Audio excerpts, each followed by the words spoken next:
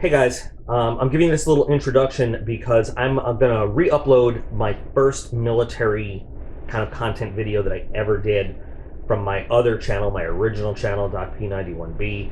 This goes back to June 2020. Now I have done some military Q&A live streams on that channel also, which I'm just gonna leave alone. That's kind of where it is.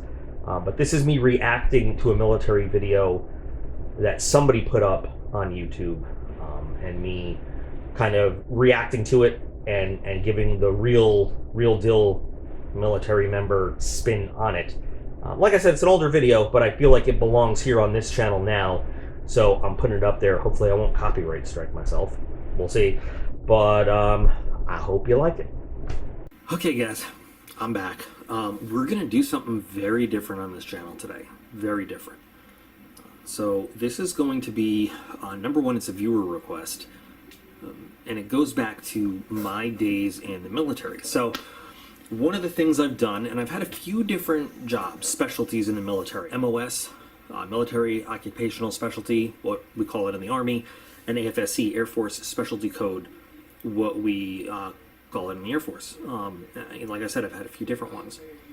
My job in the Air Force, at the point where I retired, I left, basically I was an instructor, and I gotta say, I was paid to be the expert in weapons and tactics.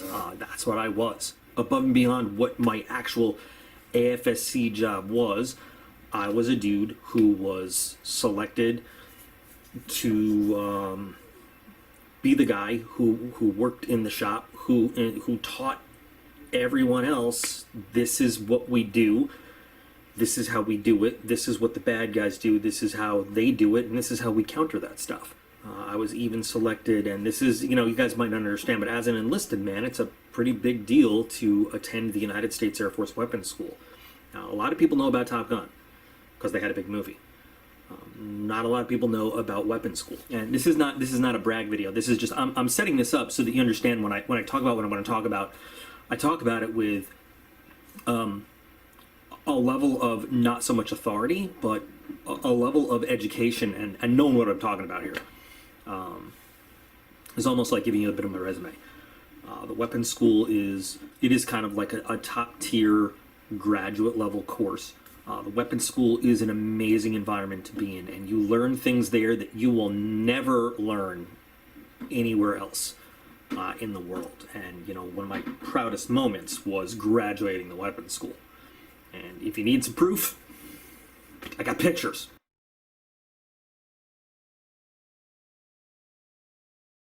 So a big portion of my job was to be Tyrion Lannister. What do you do here? I drink and I know things. That's basically it.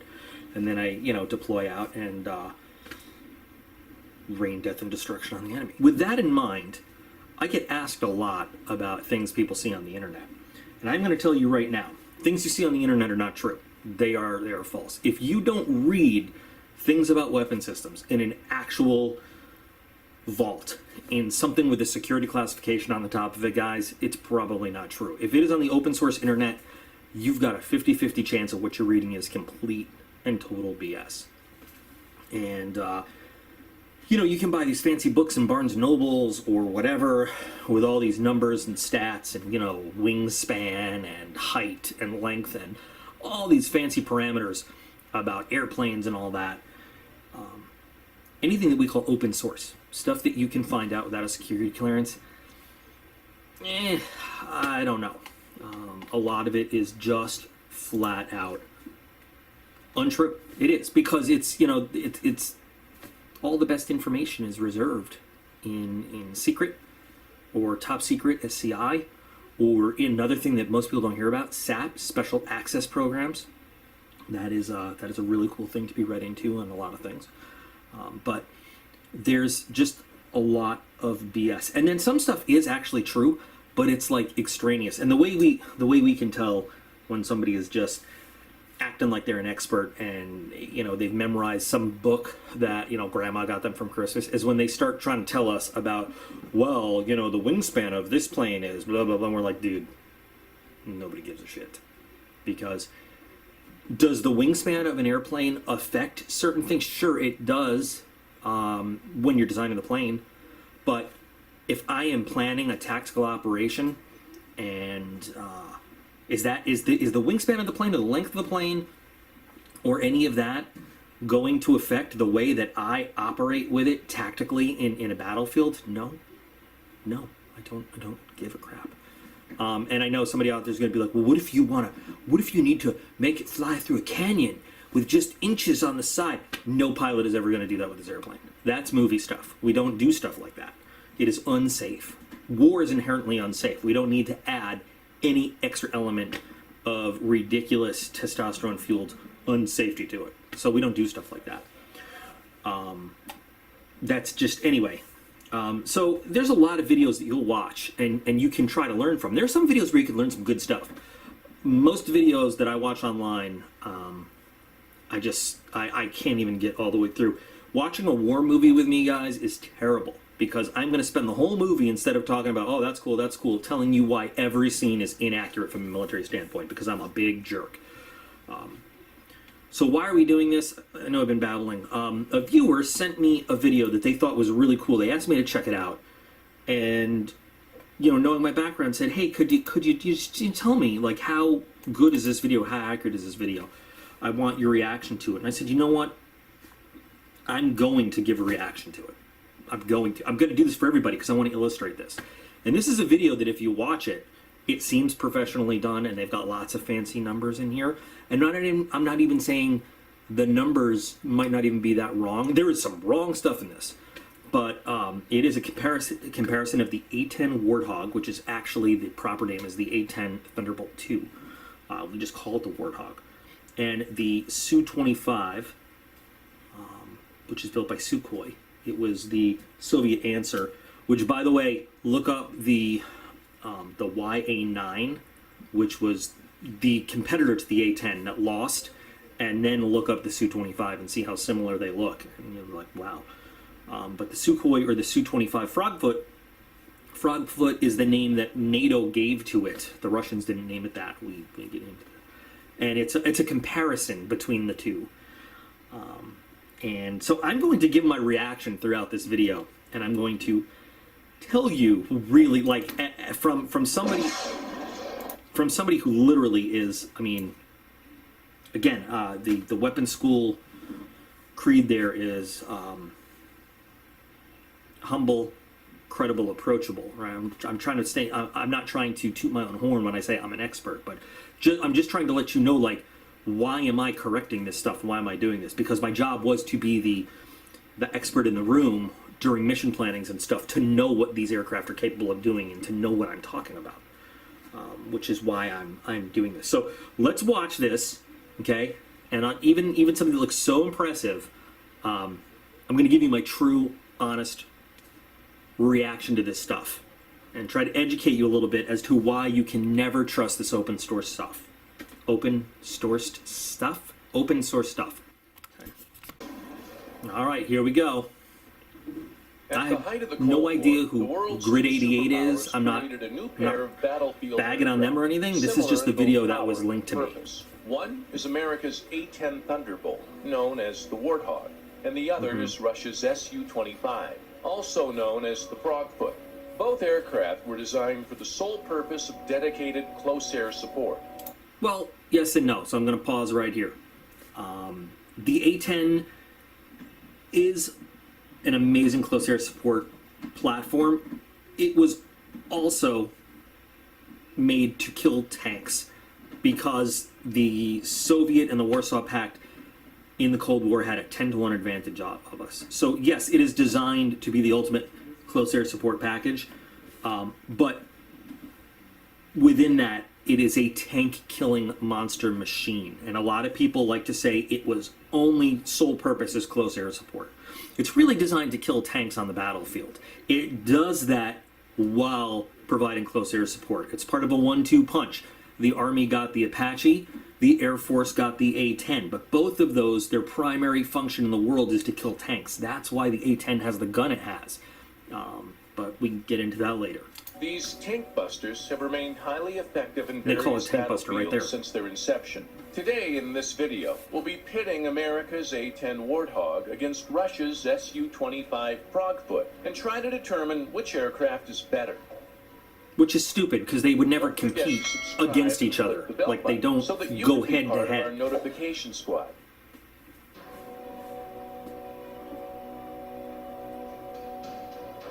The A-10 to me, while a lot of people call it ugly, is a beautiful airplane. It is designed for its purpose perfectly. I love it. And I kind of like the Su-25 too. It's got a nice look to it. And like all Russian airplanes are actually pretty ruggedly designed. Number 1. The Su-25 is quite a bit smaller than the A-10, but has a top speed of 606 miles per hour. That's over 167 miles per hour faster than the A-10. Both aircraft can carry a wide array of bombs, rockets, missiles, pods, and fuel tanks under their wings. But the A-10 can take off with almost 7,451 more pounds load than its Russian equivalent. The No, that's 30 true, and millimeter that's good. cannon on the Su-25 is significantly less impressive due to more limited rounds than the A-10, but it still packs a killer punch. The Su-25 is smaller, faster, making it a more difficult target. Both aircrafts are heavily armored and considered the safest and most feared close air support jets in the world.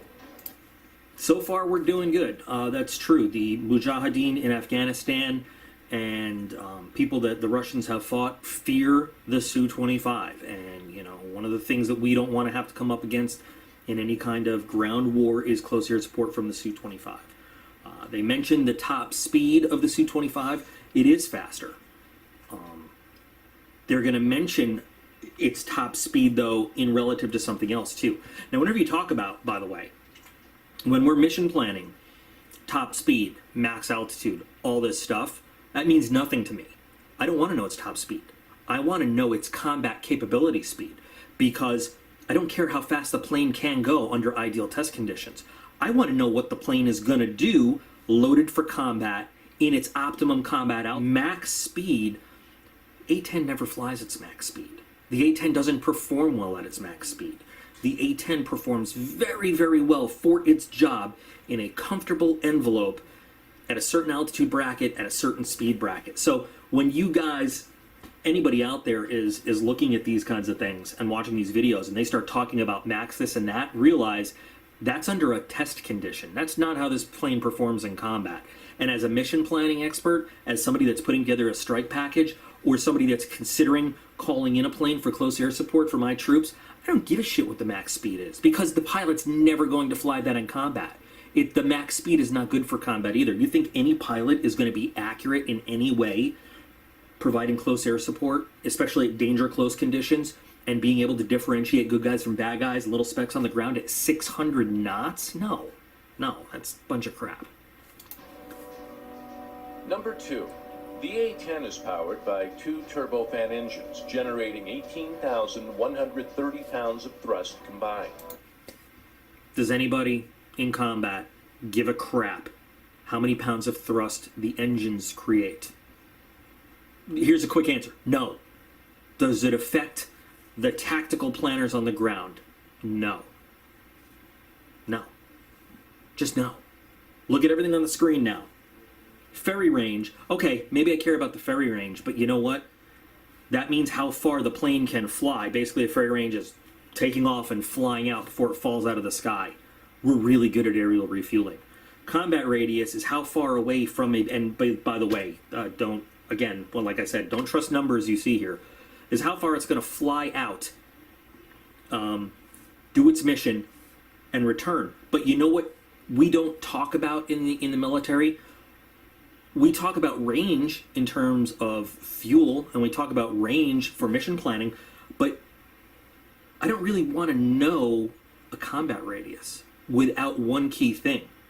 How long is that thing going to be able to provide support for troops? So this is all great. This is a guy reading crap he got out of a book somewhere and making a video that sounds all fancy like he knows what he's talking about. We have a brevity word, a code word called playtime, and playtime is expressed in hours and minutes, right? So if playtime is 1 + 30, that means that guy has 1 hour and 30 minutes. At a combat radius of 290 nautical miles, by the way, and this doesn't, we always do everything in nautical miles, not statute miles. An A-10 can usually give you between 1 and 2 hours time on station, possibly 3.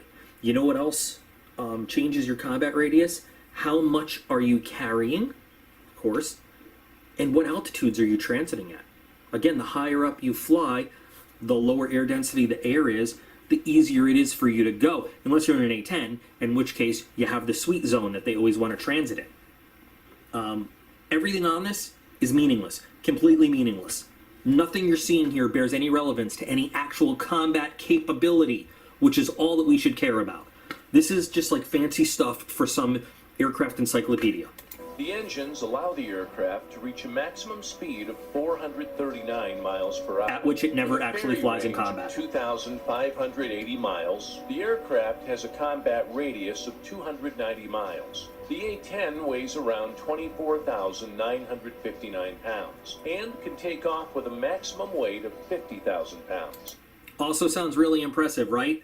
So you could do the math and figure out exactly how much bomb tonnage that gives you. Okay. The problem is you can't always divide that evenly, depending on what weapon system you want, across the hard points on the plane. So again, this is the craziest part. So they're going to talk about the climb rate. Does that really affect combat? No, it doesn't. And somebody might say, well, you need to know how fast you can climb. No, it doesn't. It doesn't. It doesn't matter, because climb rate is also affected by what's under the wings, how much engine power you have, humidity and air density. Planes fly crappily on a hot, humid day. A nice, dry, cold air day is perfect, beautiful weather for flying. And then we get to this service ceiling of 45,000 feet. Okay, again, under some test condition, an A-10 might have climbed up to 45,000 feet. You will never, in your life, except under the most bizarre conditions, see an A-10 flying at 45,000 feet. I'm going to tell you a real life story. We had an A-10 running out of fuel. There was no tanker. This is in Afghanistan. No tanker to get to him right now. He had to fly from where he was providing close air support, and there is something called bingo. And bingo is the amount of fuel required to get from where you are to your home base to land. This guy went over his bingo because he was providing support to troops on the ground. He was basically going to run out of fuel. He asked permission to fly higher than normal. His higher than normal was 23,000 feet. And he said, requesting climb to flight level 230, which is how we express that. And I was dumbfounded, because these guys wanting to transit higher than like 15 to 16,000 in Afghanistan is mind-boggling. And I said, can you? Like, that was me on the radio. Like Hog 5-3, can you fly that high? And he's like, well, I don't want to, and my engines won't like it, but I'll give it a shot. Because, he consumes less fuel at higher altitude. He ended up getting as high as about 26,000, but you know what?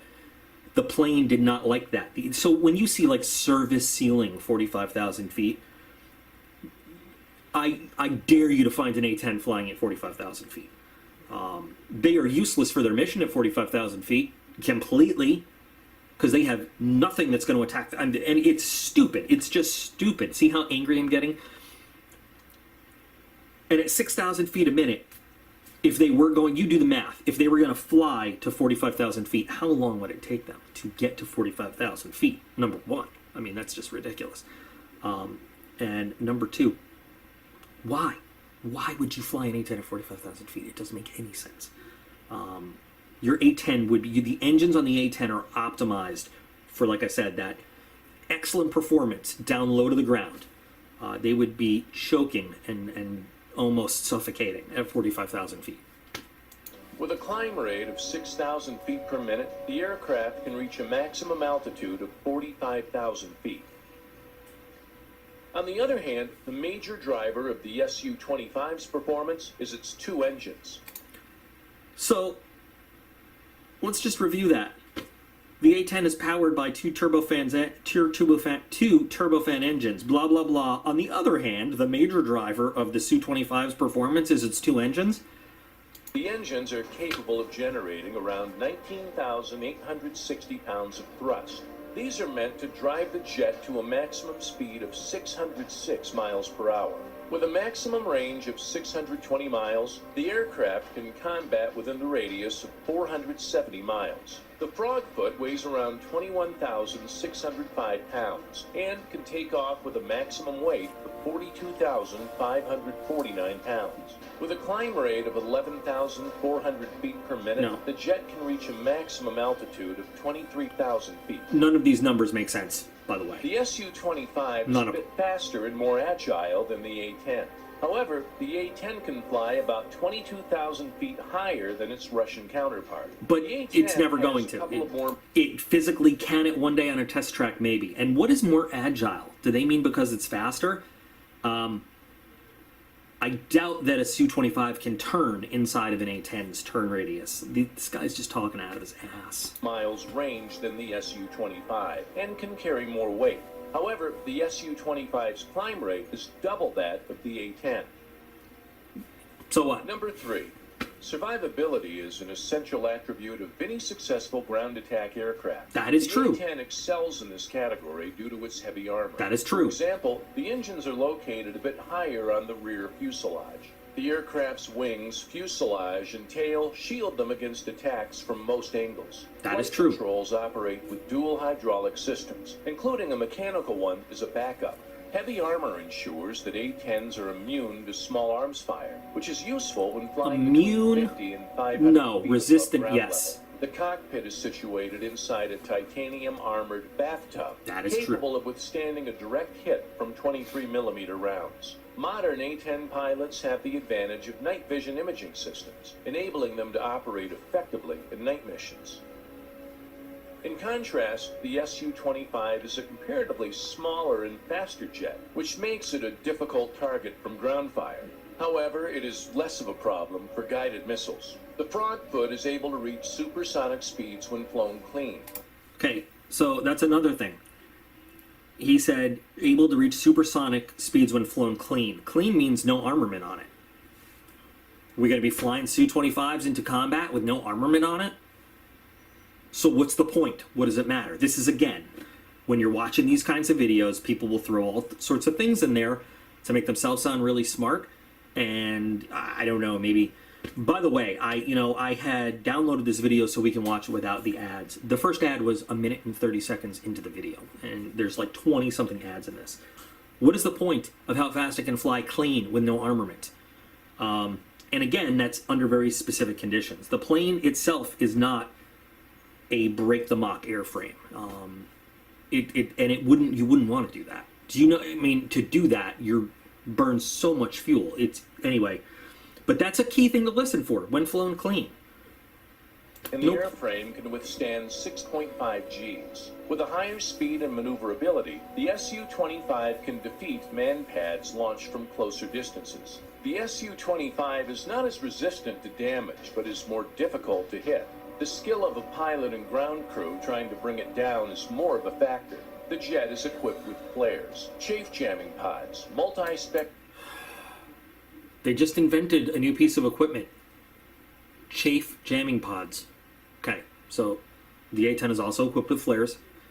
There is no such thing as a chaff jamming pod. There is chaff, and it doesn't jam anything. Chaff are literally strands of like a mylar, like aluminum foil type thing, cut at different lengths that is ejected into the air that blocks radar waves so that it can hinder a radar's ability to lock onto an aircraft or maintain a lock. It's not a jammer. A jammer is an electronic device that actually uses waves, electronic waves, to mess with the radar. A chaff jammer does not exist. By definition, a chaff, not chaff, jammer would be a device that jams the chaff, which you can't jam because it doesn't radiate a signal. Moron. spectral decoys, laser-based infrared jammer, and a dual infrared missile approach warning system in the modern Su-25, which provides a 90% defeat rate against any infrared missile. I'm not even going to go into that. Warning systems do not equal defeat rates. Warning system equals awareness for the pilot. The pilot's ability to incorporate that and react is what equals your defeat rate. But whatever. Number 4. Laser is the primary means of targeting, aiming, and weapon guidance for both aircraft. That is complete and utter bullshit. I don't know where that came from. The A-10 can carry now, modern A-10s, the A-10C can carry a laser targeting pod. It can carry the Sniper or the Lightning II targeting pod, but it is not at all the primary aiming system of the aircraft. They made that up. They completely made that up. That aircraft is aimed. We'll get. Oh my god, I'm getting so pissed off. The A-10 is equipped with improved communications, inertial navigation systems, night vision, fire control, weapons delivery systems, and target penetration aids. The head-up display indicates airspeed, altitude, and dive angle on the windscreen. Every heads-up display does that. Laser tracking pods under the fuselage assist the A-10's primary gun. The Pave Penny. Oh my god. Okay, so the AAS-35 Pave Penny has nothing to do with the main gun. The Pave Penny is simply a little pod that looks for a laser designator reflection and tells the pilot somebody is signaling you to look over there. That's all it does. It does not connect to any other systems. It does not slew weapons. It doesn't guide weapons. It doesn't shoot a laser beam out. It is what we call a laser spot tracker or a marked target seeker. It is an awareness tool only. And you know what? We don't even really use it anymore. Because for the most part, JTACs, TACP, troops on the ground have transitioned to infrared spot pointers because you can see them very clearly through night vision goggles and infrared night vision systems. And they don't interfere with the laser designation of different laser-guided weapons. So the Pave Penny has nothing to do with the gun. The gun does not need Pave Penny to work. It doesn't feed information to the gun. The gun is completely different. It used to be a guy on the ground, or maybe another aircraft, would shoot a laser beam and tell the A-10 pilot, look at that over there. And they would use that before the A-10 had all sorts of fancy communications devices to steer the plane around. Nowadays, we have something called Tattle-J or Link 16. Now, dude on the ground, I can say, there is a target I want you to hit. I can put into the data link, which is this fancy communications network. It's almost like being in our own internet or intranet in combat. I can put a point in there. Boop. It shows up on the pilot's screen. Pilot can auto-navigate, tell the jet to steer towards that. And it shows up on his vertical display. He can have the plane automatically go to it without the need to switch optics or anything else like that. Data link, radio communications, that's how we communicate. The Pave Penny is ancient technology, but apparently, according to this guy, it assists the gun. The gun, by the way, is aimed completely visually through the heads-up display with the pilot looking at a target. The aircraft also has armament control panels, infrared and electronic countermeasures to handle surface-to-air missiles. Similarly, the Su-25 has an integral laser system for ranging, tracking, and targeting. The laser rangefinder simply tells the pilot how far away a target is. It does nothing to help track a target. It does nothing to designate a target. Laser rangefinder just prevents the pilot from firing a weapon when the weapon doesn't have the range to get there. With PUD designation. In terms of pods, the aircraft has infrared and optical systems for both day and nighttime operations. The aircraft is fortified with satellite navigation radar warning receivers. Holy shit! Fortified with satellite navigation radar warning receivers.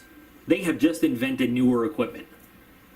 Because satellite navigation radar warning receivers are two totally separate items. Satellite navigation, otherwise known as GPS, I think we all know what that is. A radar warning receiver is an entirely different black box in the cockpit. Let's pretend that all of you out there are flying an airplane, and I'm on the ground trying to shoot you down. I have a radar. Now, if in your cockpit you have a threat library that includes the frequencies that my radar uses, your radar warning receiver, when my radar flashes over your plane, goes off. In really good ones, it will tell you what the frequency is or what type of system is associated with it, and it will give you a direction, it'll tell you the signal strength, and it alerts you to the fact that my radar is looking at you. In some of the old Russian ones, it basically gives you a light in a quadrant, and it's kind of like, somebody's checking you out, dude. Like old Soviet RWRs suck. We have some really, really good ones that give the pilots a lot of information. It builds pilot awareness. Now, based on that, depending on what systems you have, some planes have automatic jamming protocols that can go into place, and the appropriate jam frequency is picked and directed at that radar, and hopefully prevents the radar from locking on. Sometimes it automatically launches chaff, and that will prevent the radar from locking on. Sometimes it's all the pilot's choice. Sometimes the pilot doesn't want the enemy to know that we can tell, that they're tracking or anything like that. But there is no such thing as a satellite navigation radar warning receiver. Doesn't exist. Sophisticated attack systems, which allows for more precise targeting. Number 5. The A-10's most dominant feature is its primary weapons, the 30mm 7-barrel Gatling gun. The aircraft is literally designed around the gun. That is true. That's the jet is GAU-8 capable of Avenger. disabling a main battle tank from a range of 4 miles. Yes, sometimes, but not exactly. You got to get a lot of parameters correct to get it. Yeah, okay. The cannon can fire a variety of ammunition, including armor-piercing and uranium-depleted rounds. The gun magazine can hold 1,350 rounds. Depending on the target, the pilot can select a firing rate of 2,100 or 4,200 rounds a minute. You guys want to know something? The armor-piercing rounds are depleted uranium rounds.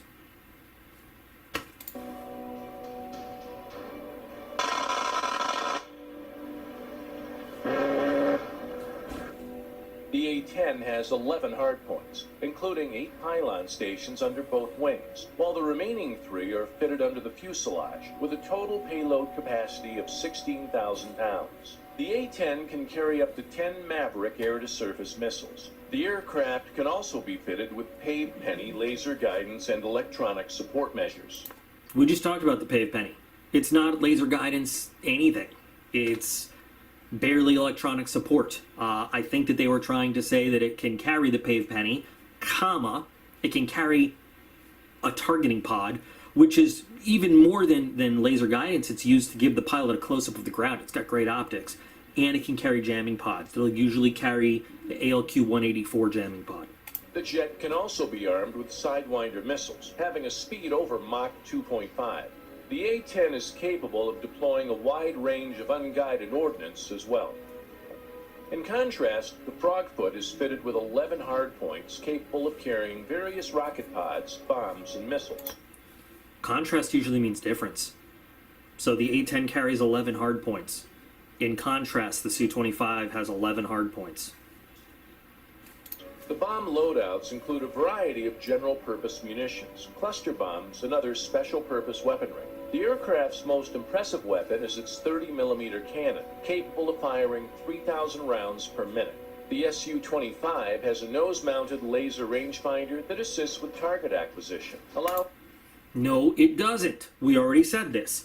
The laser rangefinder simply says the distance to the target. You have to have already acquired your target to put a laser on it to know how far away it is. It does not acquire a target for you. It doesn't help in target acquisition.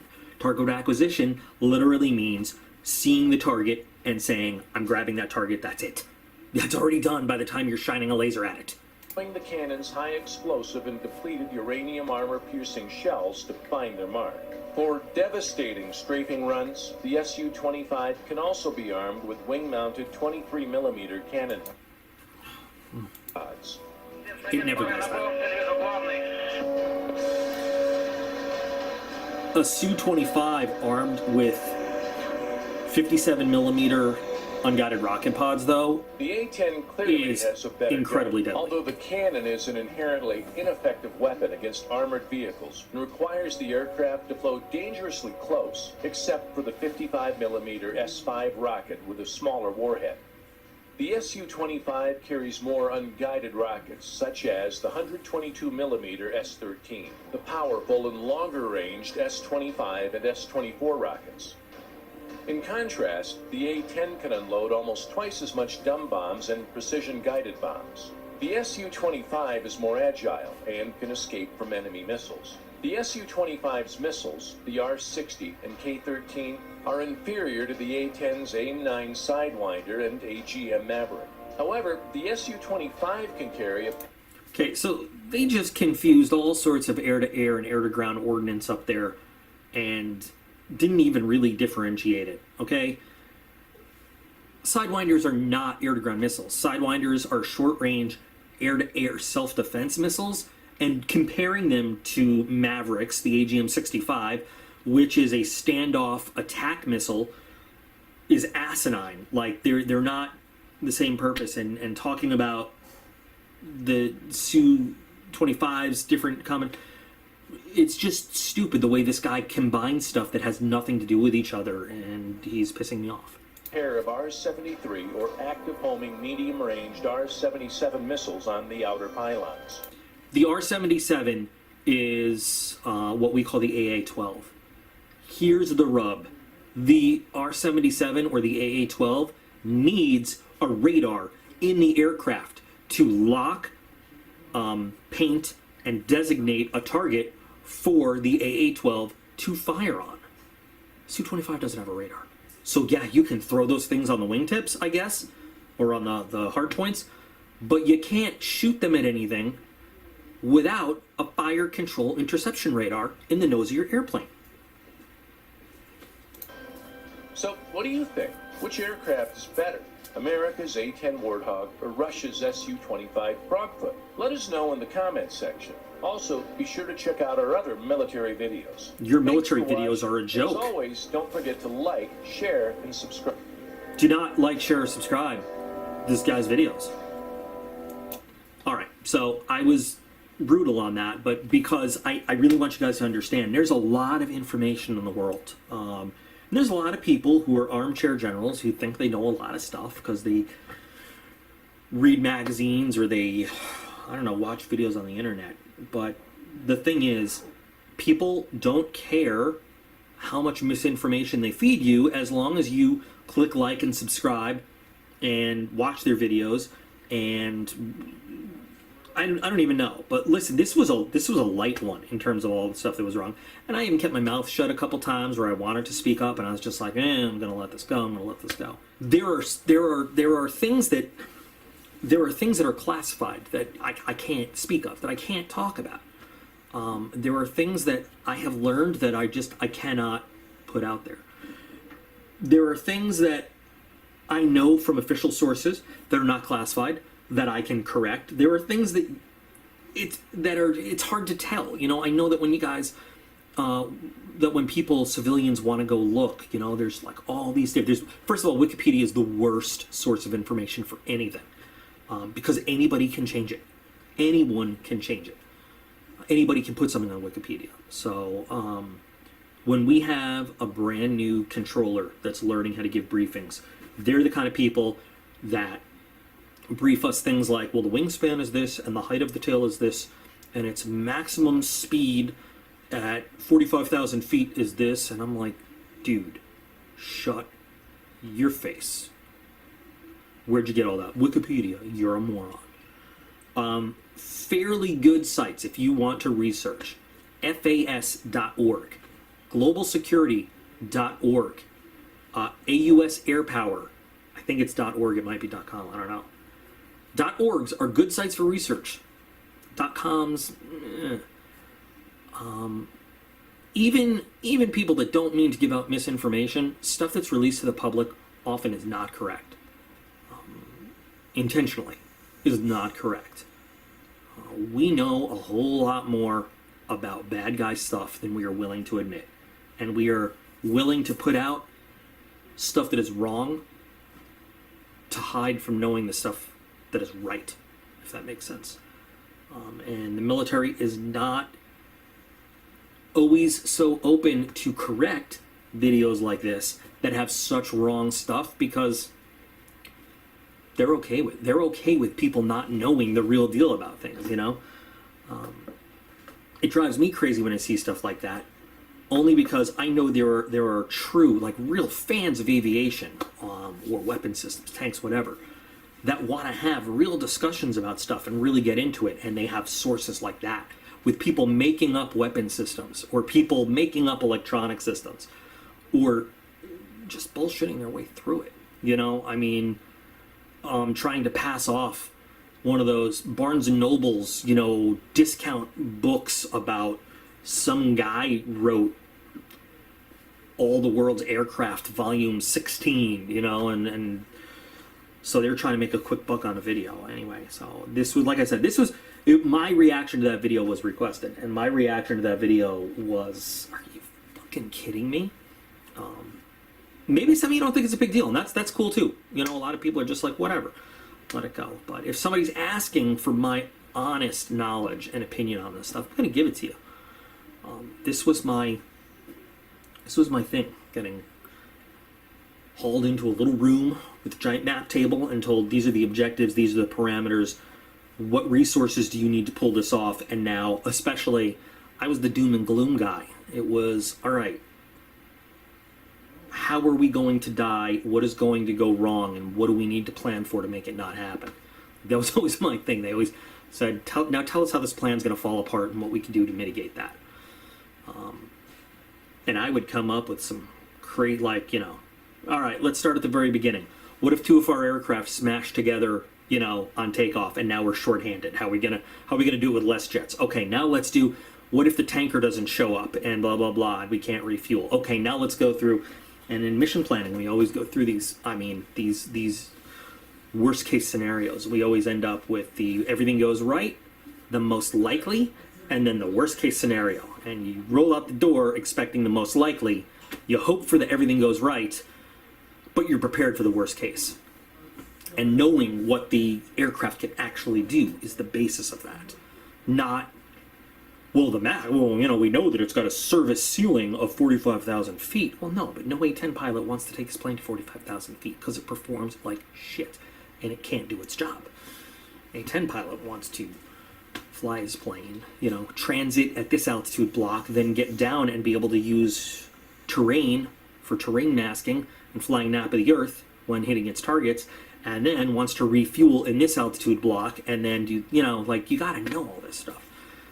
And for some bozo to just put it out there, and I don't know. That's my reaction. I don't know, was this boring? Did you guys not like this? Did you like this? Do you care? If you don't care, say you don't care. You can say I don't care in the comments, and we'll tally up the I don't cares. If you did care, if you thought it was cool, if you'd like to see me do another one, pick a video. I'll do it. But anyway, there it is, guys.